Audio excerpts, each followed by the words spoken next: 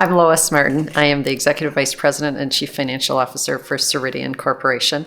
In that role, I am responsible for all of the finance functions, from accounting to treasury, tax, internal, external reporting, shared services. I'm also responsible for MD&A, the data and analytics and financial planning and analysis. Also, as CFO, I'm the strategic and business partner to the CEO and the other executive leaders, along with the financial advisor for the board of directors. So for each analytical initiative that we set off on, we use our playbook, which is really a 4-step process. So the first step in the process is the vision, determining what it is we want to measure. What's our goal? What's the challenge? What are we after? That's also real critical at this stage to try to start to figure out the questions that you want or will need to ask as you go through this initiative. That's really all part of the vision.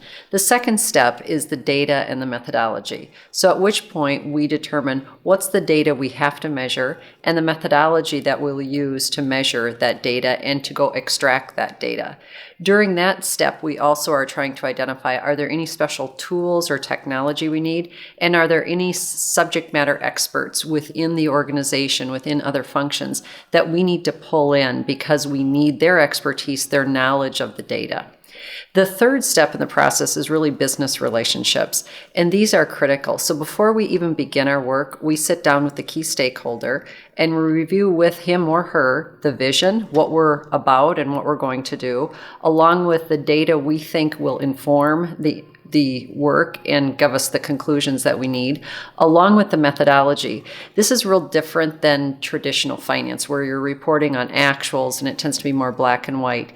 These are analytical initiatives where you're going out and trying to stitch together disparate systems, information from disparate systems, and bring it all together. It tends to be production data, operating data, so you have to use certain assumptions. It can get quite subjective, which is why I think it's critical to have the key stakeholder involved in vetting before you even begin all the work, because they can then highlight, hopefully, in that discussion and debate, what other data you maybe should bring in if you're looking at data or thinking you're going to go get some data that's really not that relevant, and likewise helping us understand the subjectivity of the methodology. Is there anything in how we're going about this that we should change? It's just a great team building, but it also helps set your course more accurately before you go and do all the work.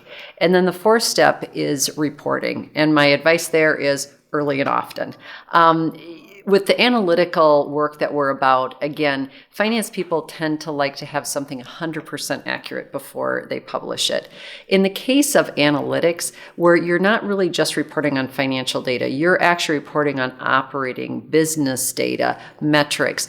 You want and you're going to need feedback and insight as you generate and create those insights, because more than likely, because what you're about is a bit subjective, you need validation. And by bringing that stakeholder in early, when you have your initial cut of the information, they help you vet it, validate it, correct it, change course a little bit. But the other add is that stakeholder then is getting that information ahead of time. You're not surprising them. And as such, when you get to the final product, that stakeholder is at the table with you, owning that data, supporting that data, but also at the same time, probably have already identified some solutions or changes in direction they need to make. The profile of the data and analytics team is quite different than traditional finance. From my perspective, I'm not looking to recruit accounting or finance majors or MBAs. This is a group that's very heavily quantitative. They tend to be statisticians, mathematicians, econometricians. They're also very comfortable with technology because they are writing queries, or my terminology, soft code, to pull out data from various different systems and non-financial systems. They also are people from a personality standpoint that are just innately curious. They almost can't help themselves. They love to solve a puzzle. They love to find correlations.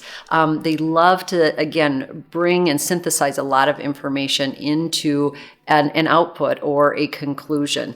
So from that standpoint, they are also people that can work days by themselves. They don't need other people in order to get energy or motivation. They are hardcore, but they're a very unique talent that has not typically been recruited into the finance function. Ensuring the quality and the integrity of the data that you're analyzing is critical. And the interesting thing about data and analytics is you are pulling data and information from systems that probably are not financial systems. Financial systems, by their very nature, have significant controls around them to ensure the quality and integrity.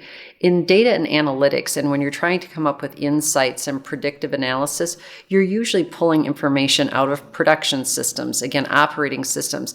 They don't have the SACS-level controls that your financial systems do. So you really need to get in at the base level, understand where that data is coming from, how it's controlled, and if and where anyone can manipulate that data, and then putting controls around it, steps, so that people can't make changes to the data without you knowing about it. Because again, if they do and you don't know that and continue to run your analysis, you're potentially coming up with false conclusions. So we still have so much to do. And I think that's the great thing about data and analytics and insights is the more you find out, the more questions you have and the more you want to know. So we are really moving into a lot more predictive. So as it comes to customers, really segmentation and profiling. What can we see within our customer behavior that will predict to us their propensity to persist or to be retained? What behaviors might tell us that we have a customer who's not in a good situation, either financially or from a customer support standpoint? We also want to do much more within the sales cycle, all the way from inquiry to conversion of that lead, and likewise the retention and persistence of certain profiles of those customers. I also want to, at this point, begin to bring in external data to complement our internal tracking. Again, I think you just get a much bigger picture and a lot more informative answers.